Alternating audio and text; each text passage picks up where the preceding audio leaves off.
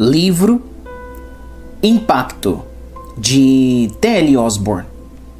Capítulo 4. Moradas de violência. Certo dia, tirei uma interessante fotografia da superfície da Terra ao voar em um avião a jato sobre a estratosfera. A curvatura da Terra aparecia tão clara que me produziu estranha sensação. O alcance da câmera fotográfica apanhara quase toda a extensão que vai do Oregon ao México, espraiando-se pela cadeia montanhosa, nevada afora. Lembrei-me do que dizem as Escrituras. O Senhor olha desde os céus e está vendo a todos os filhos dos homens. Da sua morada contempla todos os moradores da terra. Salmo 33, 13 e 14. Fiquei a olhar aquela foto bastante incomum e meu espírito me levou para bem longe daquele espaço de onde contemplei este planeta, a nossa terra, solto no ar como Jó disse. Jó 26, 7. Pensei nas muitas vezes em que, assentado à janela de um grande avião, em um voo pela estratosfera, a muitas milhas acima da terra, eu via lá embaixo, perdidas na mata tropical, inúmeras vilas incrustadas na selva brava, e também grandes cidades negligenciadas, onde habitam milhões de pessoas ainda não atingidas pelo Evangelho. O que faremos para que essa gente tenha a oportunidade de ouvir o Evangelho? Muito raramente o povo para um bocado para encarar com realidade os fatos. Constantemente, os cristãos ficam impressionados com o número de convertidos ou com o desdobramento dos planos missionários. No entanto, esquecem-se de que, contrastando-se o vertiginoso aumento da população mundial com o número de conversões e os resultados de todas as igrejas juntas, o mundo está realmente voltando ao paganismo, e isso a passos gigantescos.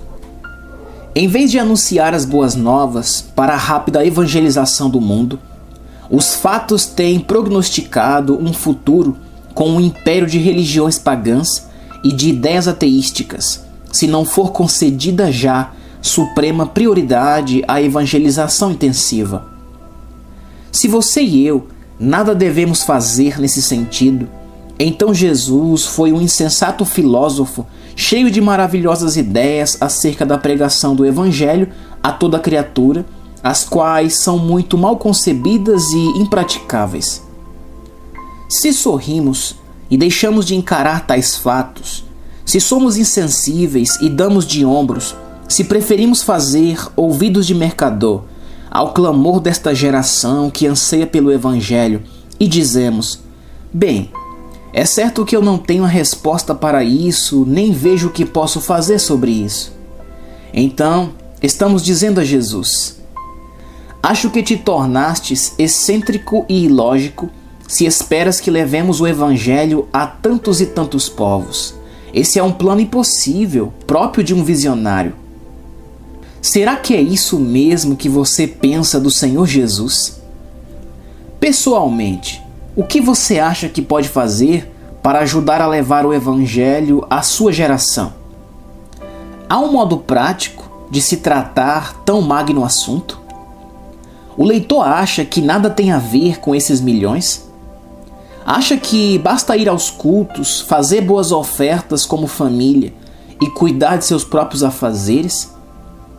O leitor já viu uma pobre mãe subir ao topo de uma árvore bem alta e atirar-se ao chão, quebrando seus ossos em morte sacrificial? Já viu? Isso ainda se faz hoje na África. Por quê? Porque morreu uma criança e o médico feiticeiro achou que a mulher era responsável por aquilo. Disse que, se a mulher for inocente, aquele salto do alto da árvore em nada a prejudicará. Se morrer a mulher, fica provado que era culpada, e toda a povoação se ajunta para ratificar o julgamento. Já estive em algumas dessas vilas ou povoados africanos. Por horas, assentei-me junto deles para conversar a respeito desses costumes. Aqueles homens e aquelas mulheres são tão humanos quanto nós, quanto você, meu leitor.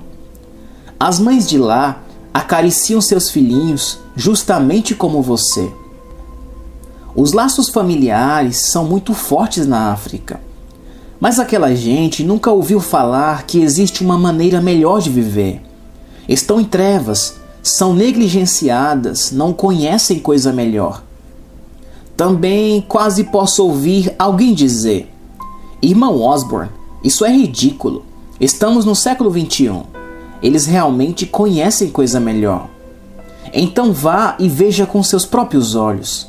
Hoje são milhões. Será que mudarão o seu viver se você lhes falar? É claro que sim. Saltarão de alegria quando você lhes mostrar caminho melhor.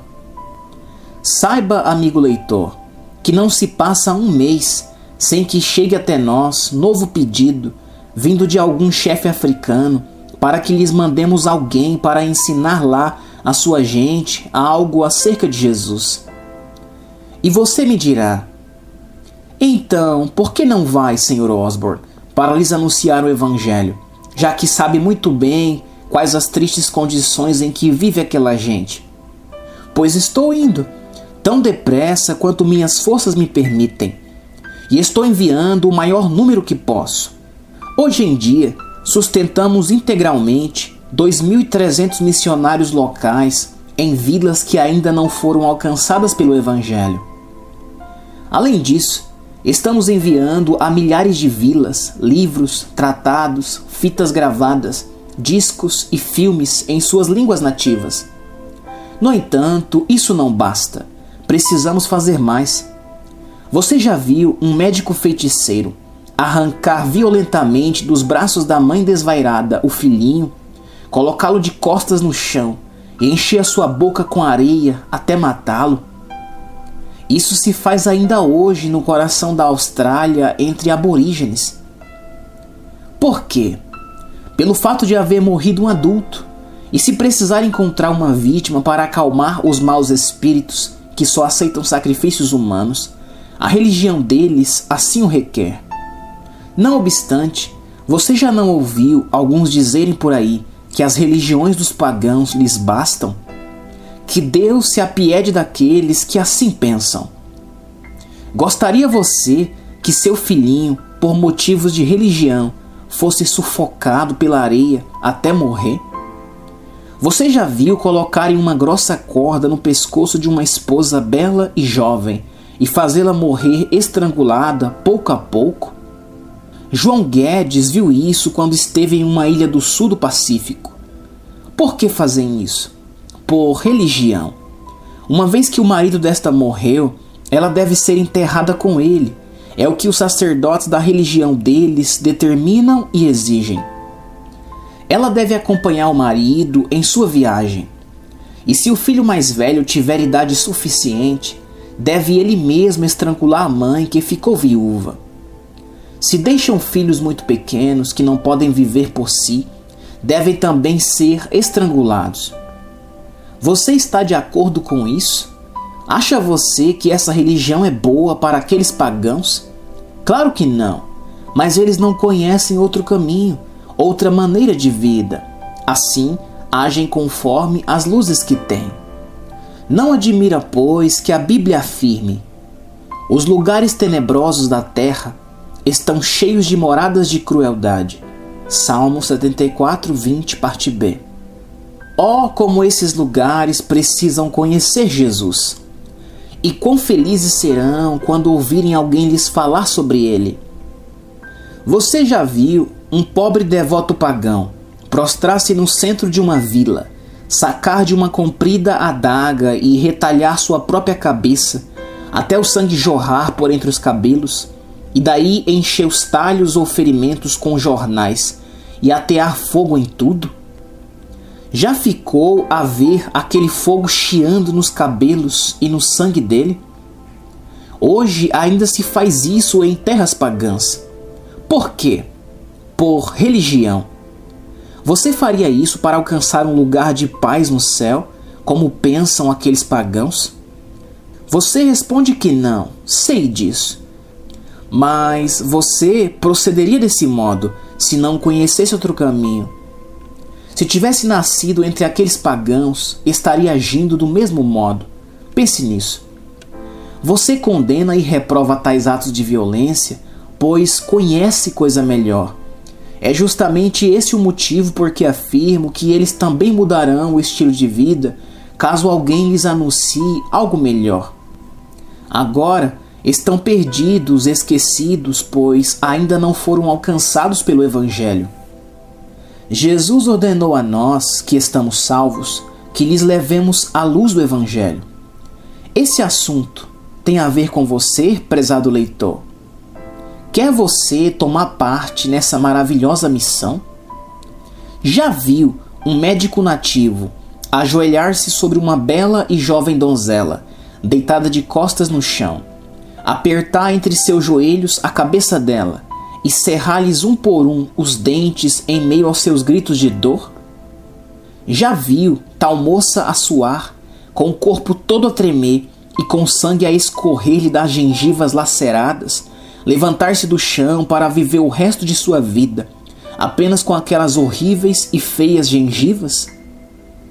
Você sujeitaria sua filha a um costume bárbaro como esse? É certo que não, porque conhece coisa melhor. Nem eles o faria caso conhecessem o Evangelho. A religião deles exige aquilo. Você continuará surdo aos apelos que nos fazem para lhes levar à luz de Cristo? Irá talvez dizer: eu nada posso fazer nesse sentido. Já viu que o médico deles corta o lindo rosto da criancinha em muitas tiras e enfia negros e sujos carvões nos cortes e buracos? Já ouviu os lancinantes gritos da pobre criança na agonia ao sentir o feiticeiro e médico marcar o seu peito e abdômen com grosseiros e esquisitos desenhos? Fazia-se isso na África por séculos, e ainda isso se faz, de uma ou de outra forma, no corpo da maioria das crianças africanas. Por quê? Simplesmente por acharem que seus filhos devem ter tais marcas. Não conhecem nada melhor. Fazem para seus filhos o que entendem ser o melhor. Gostam de seus filhos tanto quanto nós. Mais de uma vez pude presenciar esses ritos sangrentos. Deixou-me horrorizado tal espetáculo. Por isso, dediquei minha vida toda a lhes mostrar o caminho de Cristo. Acho que sou devedor a esses pagãos. Alguém, contudo, poderá dizer-me: mas, irmão Osborne, há boa diferença entre o Senhor e eu. O Senhor recebeu de Deus um chamado, uma vocação. Recebi? Quem disse isso? Não me lembro de ter recebido essa vocação missionária de Deus. O que tenho feito é isto: encarado os fatos que dizem respeito a todos e a cada cristão. Interessam-me todos os povos em geral, onde quer que vivam. Acho que Deus criou todos iguais. Não penso que seja razoável para mim ser tão abençoado, vendo outros ainda tão necessitados de Cristo. Não acho que seja defensável eu conhecer Cristo e desfrutar de sua paz, e os pagãos morrerem em busca de paz, sem nunca se lhes falar em Cristo. Por que a este de ouvir 2 vezes o Evangelho, antes que aquele ouça uma só vez sequer? É por isso que vou, e faço tudo quanto posso para alcançar os que ainda não ouviram o Evangelho. Eis porque esse ministério de evangelização se dilata constantemente até havermos feito algo que alcance os perdidos em todos os países livres do mundo. É essa a razão porque sentimos que devemos expandir grandemente nossos esforços para ganhar alma em cada setor. Tenho visto os pagãos, tenho sentido o pulsar do coração deles. Horas e horas tenho me assentado ao lado deles e conversado com eles. Tenho pregado a multidões deles. Sinto a grande fome que têm do pão da vida, quanto querem a água da vida. Tenho visto suas criancinhas e o amor e dedicação de suas mães. Tenho estudado seus laços de família, a sua devoção. Tenho andado e vivido no meio deles. Não gozam de boa situação, de boa condição de vida. Não são felizes. Ao contrário, vivem mal. São muito infelizes, miseráveis e sofredores. Vivem com medo de maus espíritos e sempre estão a fazer algo para apaziguá-los. No paganismo não há sossego, paz nem alegria. As religiões deles não são boas nem suficiente para eles. Eles têm tanto direito de conhecer Cristo quanto nós. Não somos os favoritos de Deus. Somos sim mais afortunados. Outros cristãos nos trouxeram o Evangelho.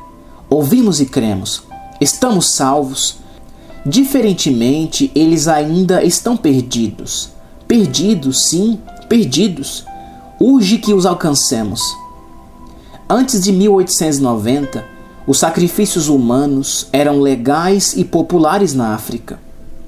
Quando morria um chefe, cortavam-se as cabeças de muitos, e as viúvas eram enterradas com os maridos falecidos ou mortas e comidas. Mergulhavam as mãos em óleo fervente. Só o Evangelho conseguiu modificar isso. Mas atrás das sinistras cortinas da vasta mata, ainda hoje práticas desumanas campeiam e prevalecem. Como se tornam bons cristãos aqueles nativos quando têm a oportunidade de alcançar a salvação em Cristo? Todas as semanas chegam ao meu escritório relatórios mais que animadores, contando os grandes sacrifícios feitos por cristãos africanos ao suportarem traições, abusos e crueldades para levar o Evangelho à sua gente. Alexandre Mackay nos fala de 3 rapazes africanos que morreram pela causa de Cristo. Tinham de 12 a 15 anos. O mais velho avançou ao encontro da morte, cantando um hino. Cortaram-lhe os braços e o atiraram ao fogo, queimando-o vivo. Fizeram o mesmo ao segundo. Por fim, o terceiro, o mais moço de 12 anos, suplicou: não me cortem os braços, pois não vou oferecer resistência. Atire-me ao fogo. Que heróis! Os cristãos das gerações anteriores, da primeira igreja cristã, sofreram além do que se pode descrever para levar o Evangelho a seus compatrícios.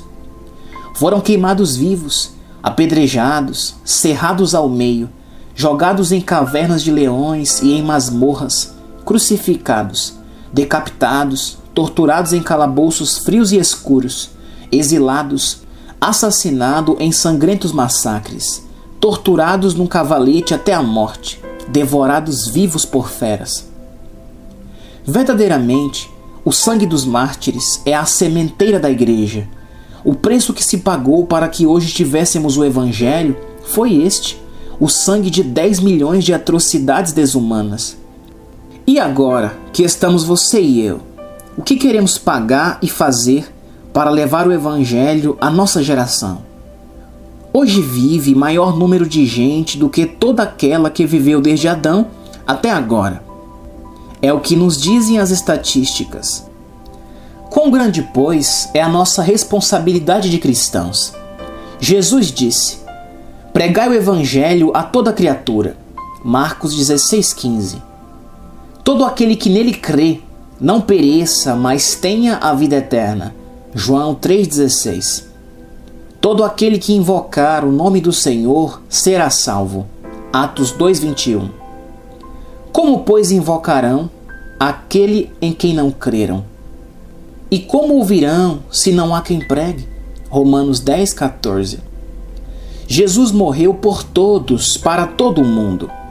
Ele veio para buscar e salvar o que se havia perdido. Lucas 19,10. Ele falou das cidades vizinhas e de outras ovelhas. O apóstolo Paulo constantemente se esforçava para alcançar as regiões mais distantes.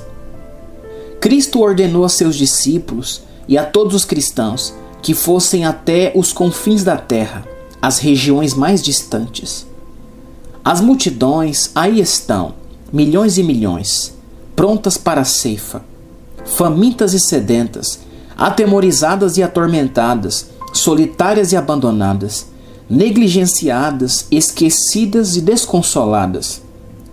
Eu e você, o que estamos fazendo para alcançá-las? Alguns podem dizer: sou eu guardador ou tutor do meu irmão? Gênesis 4:9, a exemplo de Caim. Quantos deram a sua vida, seu sangue, tudo o que eram e tinham, e ainda cantaram em meio às chamas do martírio: Cristo é vencedor. Podemos acaso deixar de fazer o que nos é possível por essas multidões ainda não alcançadas pelo Evangelho? Eis que eu vos digo: levantai os vossos olhos e vede as terras, que já estão brancas para a ceifa. João 4,35.